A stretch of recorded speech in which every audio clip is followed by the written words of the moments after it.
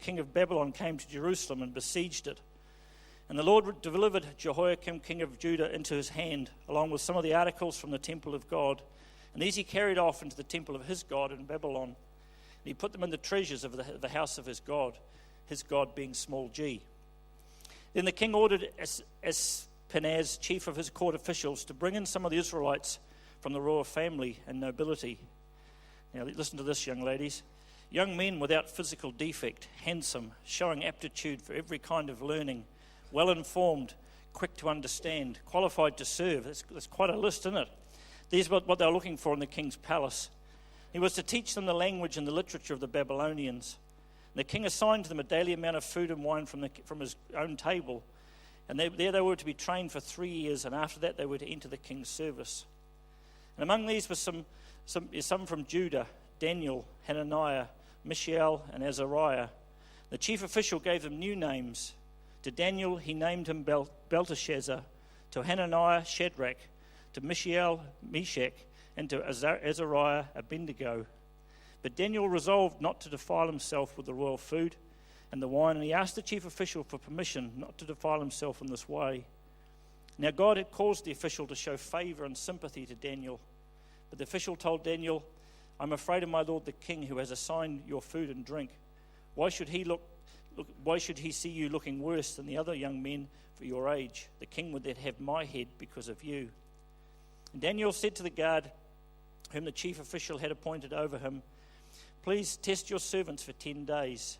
Give us nothing but vegetables to eat or water to drink. Then compare our appearance with that of the other men who eat the royal food, and treat your servants in accordance with what you see." So he agreed and tested them for 10 days. At the end of the 10 days, they looked healthier and better nourished than all of the young men who ate the royal food.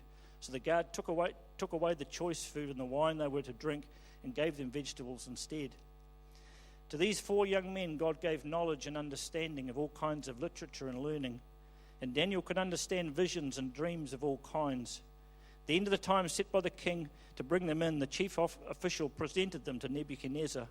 The king talked with them and found none equal to Daniel, Hananiah, Mishael, and Azariah, and so they entered the king's service. In every matter of wisdom and understanding about which the king questioned them, he found them 10 times better than all the magicians and enchanters of the whole kingdom. And Daniel remained there until the first year of King Cyrus. Long bit of scripture, but it tells a whole story. A young guy, probably in his early teens. He was from nobility, he was from royalty. He was a young man who had it all going for him, and suddenly in one day it was reversed. His background suddenly meant nothing. He was taken as a young man, as a hostage, away from his own family, away from his own culture, to a distant place called Babylon. Completely foreign, completely secular, full of idolatry. Everything was foreign to him. He did not choose to go there. He was forced to come to a place that he didn't want to be. And interesting thing is that many of us, stuff happens in life that we don't choose. And we have an option at that point to make some choices. And our workplaces, I believe, are often one of them. Sometimes we find ourselves in workplaces that are not our dream. They're not where we want to get to. They're not where we want to be at all. But we've got a choice to make. And in that, I want to give you 2 keys that I believe Daniel teaches us. And the first one has got nothing to do with your workmates. The first one has got to do with honor. Daniel came from high society. He came from educated, privileged society. He could have looked down on those people, the servants that were actually in charge of him now as a hostage, but he didn't. And the first thing that I think that we need to understand in a workplace is the thing of honor, of who the boss is, and give him honor. And in the lunchrooms of most Kiwi factories and the lunchrooms of most Kiwi offices, there's often the talk about the boss. And when you engage at that negative talk about the boss, you suddenly bring yourself down to a level that God never intended for you to be. And church, I want us to realize as we step into our workplaces, not tomorrow, we've got the day off according to Andy, it's wonderful.